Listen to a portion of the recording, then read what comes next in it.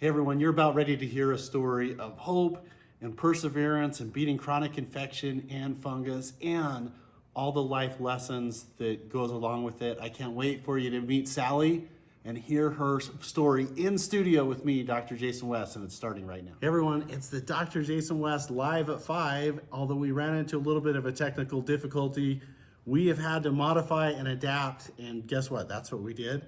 And so now we're getting ready to share a neat story from one of my favorite people.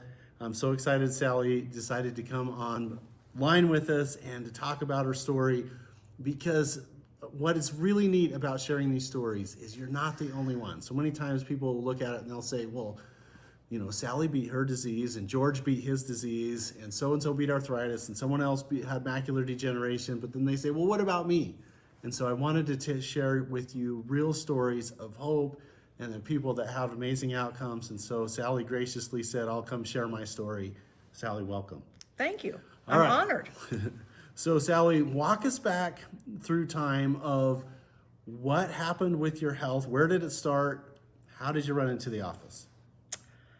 Boy, it seems like a long journey right now. It seems like we've been doing this a long time, and we have. I think through a friend, I found the West Clinic in 2016. Okay. But I want to back up just a little bit before that. Probably in the 80s, I started getting migraines. Okay. And back in 2018, the only thing that we had available to us was a shot that you would give yourself in your thigh. Now this is while work's going on, because I worked full time. I was a single mother, and you know, I would take a break and go to the restroom and basically take a shot, wait a few minutes to try to get back on my feet, and then go back and finish work. And how often were you doing this? Was this like once a month, once a quarter, this is once probably a week? a couple of times a week. Okay. At the worst part, it was probably a couple of times a week. And so that's back in the 80s. As I progress, it feels like the frog that's in the water, you know, where the temperature gets turned up just a little bit and you don't know that the water is boiling. So then move quickly ahead. I got married at 68 years old for the third time, and to a wonderful man by the name of Joe. And I moved into his house in 2013, the end of 2013, November. And and I had retired at that point. So we were in the home, and as it would be, Joe got dementia. He was a type 1 diabetic and he got dementia. And about maybe 2 years after we were married, I started getting a lot of pain in my body, a lot of joint pain. It felt like a really bad flu. I couldn't get over it. Before I moved in, I had been working full time again, and I was making really stupid mistakes, things that I wouldn't normally make mistakes on. So I knew that was part of what was happening, in addition to the foggy brain and the pain all over. And people would say, you look like you feel great, which makes you crazy because you don't feel great. I just kept pushing through it, thinking it's going to get better. And I don't need to kind of give up, at least what my opinion of giving up was, which was to ignore what was going on and to keep working, keep moving ahead. So in 2016, I couldn't do that anymore. I was sleeping all the time, in pain all the time. The primary care that I was going to at the time tested me for Lyme.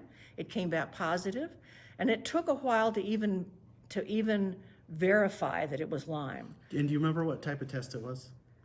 Because there's a bunch of tests. There's There Western are. blot, there's ELISA, there's PCR. I think it was the first one. The Western blot. Western blot. It was Western blot. But even that took a while to just, Yeah. you know, because this would have been like back in 2015, 16, okay? So it comes back positive, and my primary care is sure that I've got Lyme, but she didn't know what to do. Basically, she said, I don't know what to do. And before this, I had been working with a friend of mine that her daughter became a nutritionist. So she was out learning the trade of being as nutritional as she could be, so she could help other people. And I called her and I said, I've started doing some research on Lyme, and I think the only real help that I can get is probably through doctors on the East Coast that give antibiotics. I don't want that. I don't want 2 years of having to go through that. So she called the people that she had been learning through school, and they said, if you've got Lyme and you need to get treated, you need to go to the West Clinic, which is what I did. Now, and you're in Oregon. Oregon to Pocatello is 12, 14 hours? Just about, yeah. Okay. Yeah. Some of the time we drove, but most of the time we flew. Okay. Okay? And so and by the way, everyone, like, Lyme disease is the great imitator. You know, you put 40 people in the room and someone's going to have a heart problem, someone's going to have a hormone imbalance, someone's going to have headaches, someone's going to have joint pain, someone's going to not be able to sleep. Like, it's so difficult to diagnose off of symptoms. And so then what happens is a lot of times, and I'm just really proud of your family doctor, because most people won't even think outside the box, especially on the West Coast. Like, it's not so uncommon to have a diagnosis from someone coming from East, but hats off to your provider for running a Western blot test and then saying, well, you know, it's probably not just an antibiotic deficiency disease, which is kind of the statement that I say in the office all the time. And you find us, or your niece tells us about us, and you come over, and what happens when you come to the office? Kind of walk us through the first interaction and the first thing when you walk in the door. What happens? You know, even prior to walking the door, I researched some clinics that were near me. I live in Ashland, Oregon, and in Medford, Oregon, there were a couple of clinics, and I called them, and what I got back over the phone was, this is how much it's going to cost. There wasn't a lot of empathy. There wasn't a lot of, let me tell you what we do in this office to help you. And then I called the West Clinic, and it was completely different. You know, I said, I don't know if you've got room for me. She said, you come. If you need us, we're here.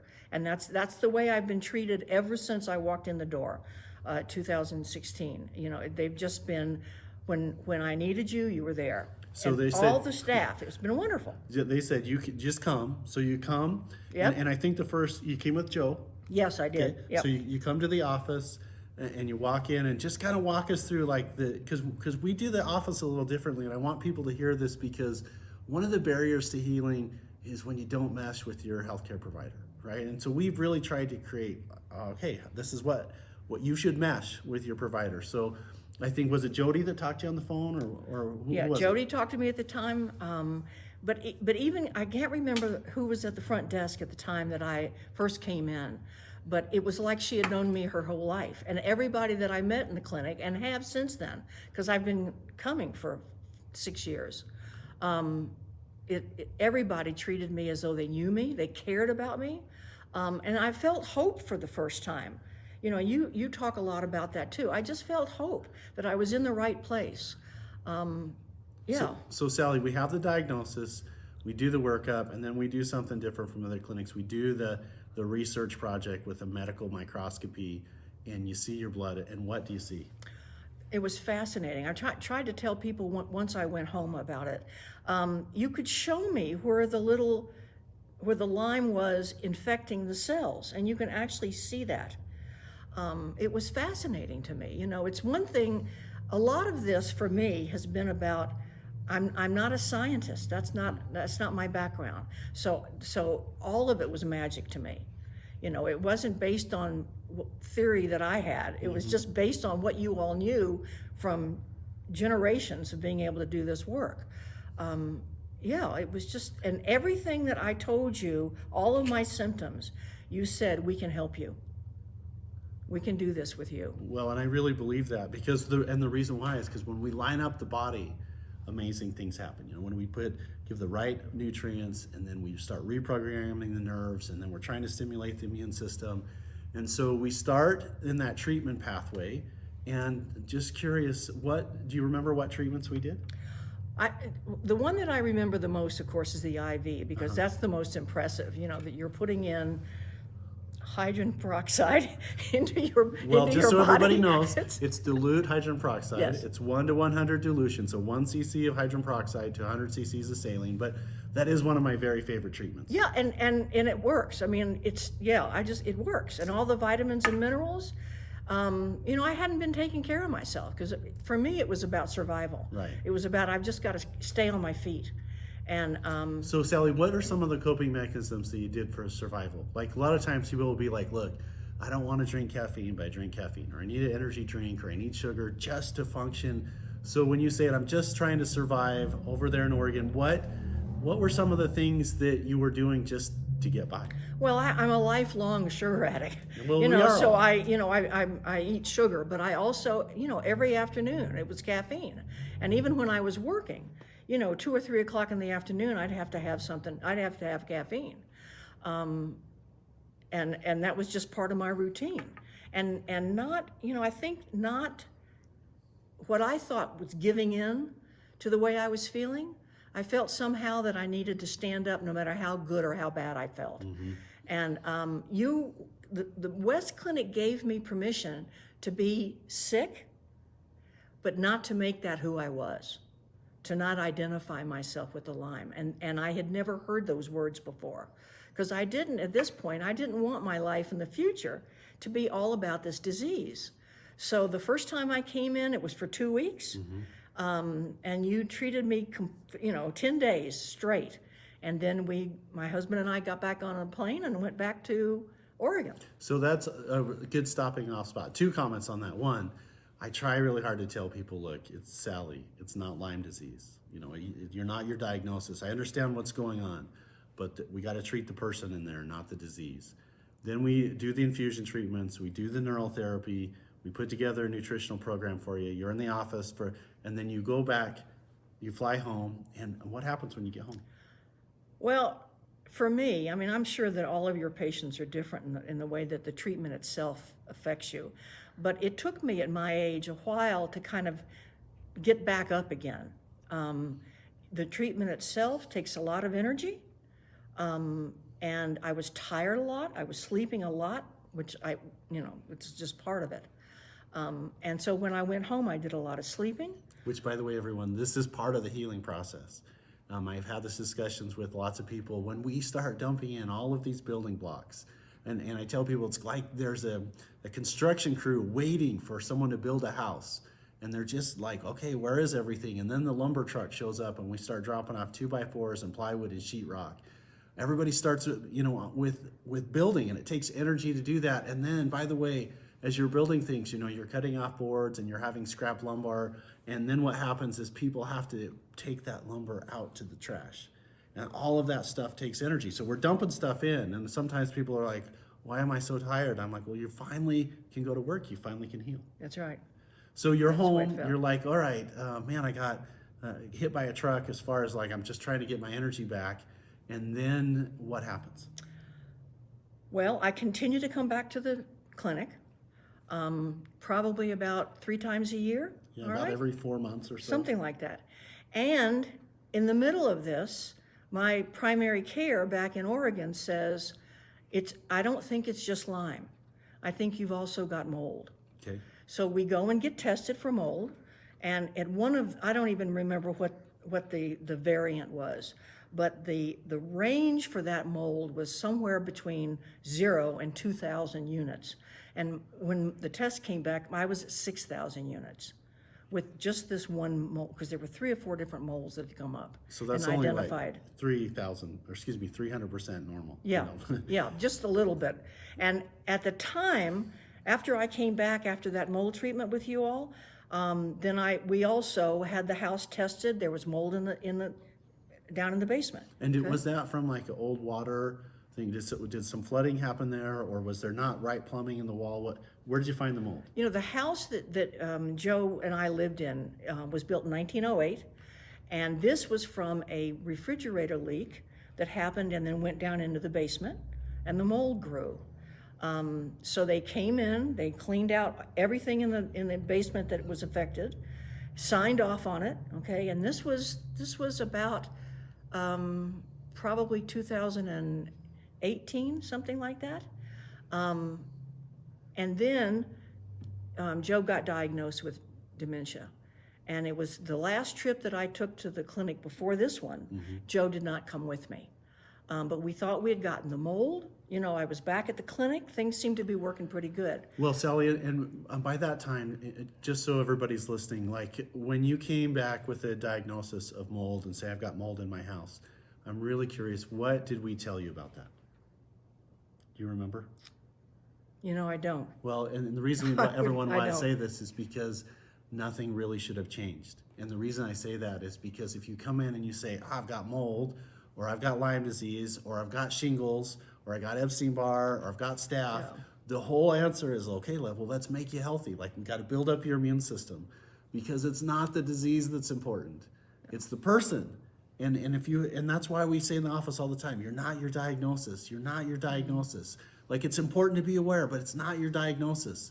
Because what's too many times happens in medicine is we get caught up in chasing the bug. Oh, well, you got Lyme disease, so let's just give you antibiotics, and they don't ever work on the body. Or you've got staph infection, so let's start giving you these different antibiotics. Or you've got whatever it is, and it's kind of like, well, what is the prescription that lines up with the disease? But that's not what we do. You don't remember, but I know what I would have told you, which is, okay, let's keep going. Like, let's build your body up and let's make you healthy. Well, and you know, even though I had some alternative medical advice before I came to the West Clinic, most of my growing up years had been with traditional medicine. Right. And so that was my mindset, and it started shifting when I came to the West Clinic. It started shifting about, wait a minute, this is not oriented toward a pill, and I started feeling better. And Sally, going from kind of a traditional mindset to coming in and having us say, look, it's not the bug, which is such a huge deviation, because everybody in medicine is like, look, no, the bug causes the disease, and it's not. It's the environment causing the disease. Like, it's something in your system that's imbalanced, or your immune system just can't keep up. And when we stimulate that, and this is what is so fun about taking care of people, when we get that happening and your immune system turns on, it can kill mold, it can kill Lyme, it can kill staph, it can kill viruses, it can kill parasites or fungus or amoebas or whatever's in there. Like, it's the body. You got to treat the body. Well, and all of that was like a miracle to me, especially at the last time before this visit. You know, you would test my blood, and I'd look at it, and it was completely different than the way it was when I first started. Completely different. So then I'm away from the clinic for 2 years. Joe's got dementia, and after Joe died, I started.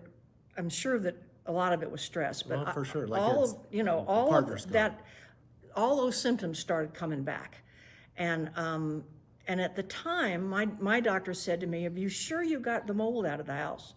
Well, we tested it again, and it was in the attic. They didn't find it all. So, and you all already knew that.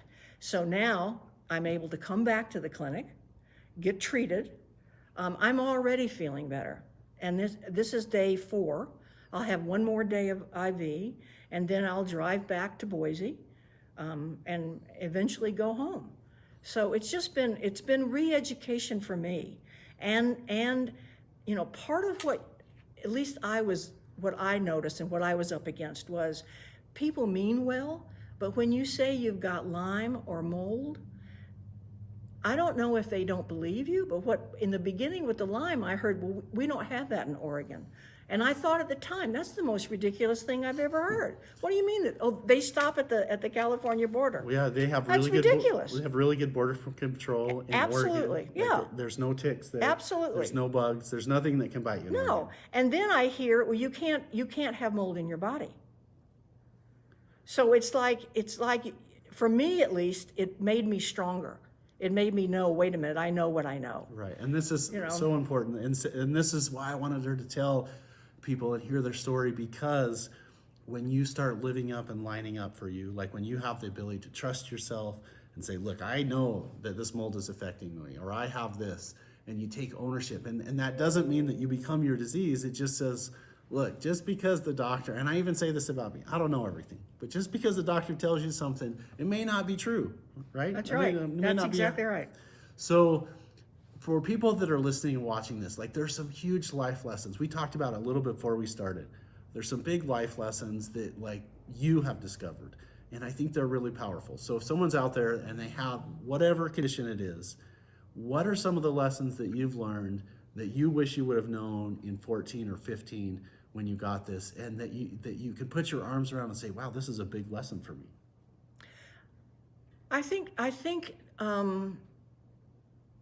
knowing yourself and knowing that nobody else can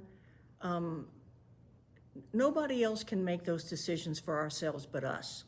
And sometimes that means doing things that are a little skewed to the general public because they want to tell you, no, you should be doing this or that. But it's standing up and saying, no, I trust myself. I know that this is the right path for me to do. And I've always been the kind of person that when life shows up, I pay attention. You know, it's not, how do you deal with life as it shows up when it's there? And that's an invaluable lesson for me. I've always felt like if you don't own it yourself, then somebody else is going to own it, and they won't, you know, it may not be best for me. Okay, what about like some of the rules of health that you've discovered? Because, you know, we talked about when you don't feel very good, a lot of people will go to a crutch, which is chocolate or which is sugar or caffeine. And you said, when I was working, I had to have, you know, some afternoon caffeine. But one of the big things that we talk to people about the office is like, we just want you to eat, you know, healthy and alive food as possible. We want to get more water in your system. We want to get the right things based upon the blood tests. But it's also a personal commitment to do that. And there's part of the, like a huge part of this is you saying, wait a minute, I'm going to take ownership. So what did you take ownership And of? be responsible about that. You know, well, I gave up a lot of the sugar. Okay. I gave up, like the first time that I was here, you showed me with the sugar as far as the soft drinks, I completely gave all of that stuff up. I have limited my dairy so that I'm not eating as much ice cream, which was a real drawback for me, where it wasn't good for me. I'm not having to have caffeine in the afternoon like I was. So all of that, you know, and I'm not as diligent about exercise, and I keep working at it. I just keep working at it, so. Okay, so we have movement, we've got responsibility, you're cutting down sugar. What about some of the emotional stuff that is a discovery for everybody? Like, did you start meditating or journaling or talking to yourself? Like, what did you do for a stress relief? Because it's different for everybody, but do you have one? I belong to a spiritual group, and there's about 8 of us that we meet. Now we're meeting once a month with COVID. We weren't able to meet just as often as we were. And basically, that has taught me about trusting something beyond me. Whatever the word is that we use for that individually, whether it's spirit, whatever it is. Because spirit does a much better job than Sally does. Sally doesn't always make the right decisions, but if I pay attention and follow what I'm seeing, it works for me. It just works for me. And giving up about, you know, feeling like there's control. I want to take control of my own life, but there are things that I won't make as good a decision as spirit will. Okay, and what about any other takeaway, valuable lessons that you know now that may be important for other people to know about? Like, is there an aha? All of it's good. Like you're trusting yourself, your spiritual group, anything else? You know, I think that as I've gotten older, it's not only the toxins that I've ingested, but the toxins that I have invited into my life that I don't invite in anymore. I don't want drama. You know, I think of it as a string. I don't want to pull on this drama string anymore. Life is too precious to do that. I don't want to spend my time doing that. I've got great family. Everybody is great in the family. I've got a terrific friend who I can talk to and doesn't minimize what I bring. And that's important to me. I don't want that in my life anymore. And I think that takes a conscious, because to let go of people, or you know, whatever you've been doing, to give that up, sometimes it's hard. You know, I love people, and I don't want to necessarily give them up, but I've done that because I think it's important in my life for the quality of my life. So. Yeah, Sally, I just think that's fantastic. Don't pull on the drama string. Like, I'm going to incorporate that into not only my life, but when I talk to people, like, just don't pull the string. I've got another one for you, Okay. which happened a few years ago. The situation doesn't matter, but basically it's don't get in the boat.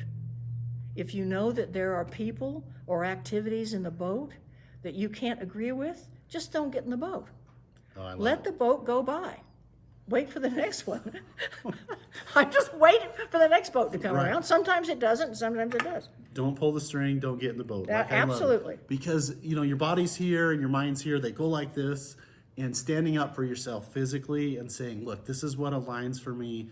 You know, my doctor is telling me this. Maybe that really resonates with me, and maybe it doesn't. And having the courage to, like, search out what is right for you. Don't pull the drama strings. And then again, like, just being you. Like, when I saw Sally this week, I was so excited. It's like one of my friends that I hadn't seen in a long time. Like, That's great. Thank you. It Me too. It was just Me fun to see that, and I love the story. If anybody is in having those kind of unusual conditions, it's a round peg that they're trying to put into a square hole. And I tell people, look, whether it's me or it's a doctor like me, you gotta find them somewhere, because there's always hope. And that's one of the biggest things in the office. You're not your diagnosis, and there's always hope.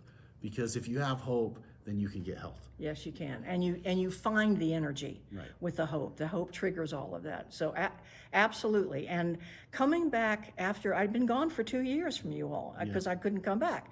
And now I can. So I can come back every 3 to 4 months and live the life that I'm supposed to live for as long as that's supposed to be. Right. We had that discussion too. Like, we just want, for whatever time all of us have left, it's about living and not surviving. Yes, exactly. Live, not survive.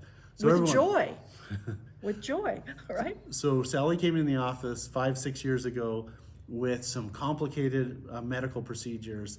And when we saw her, the reason why our team was so happy to see her is because when you balance people and we start, like, let's work on your energy pathways, your biochemistry, your nervous system pathways, like, these are the outcomes that we can expect. It's not a Hail Mary medical miracle. Like, this is, oh, well, we're going to do this, and we're going to help, and we're going to change.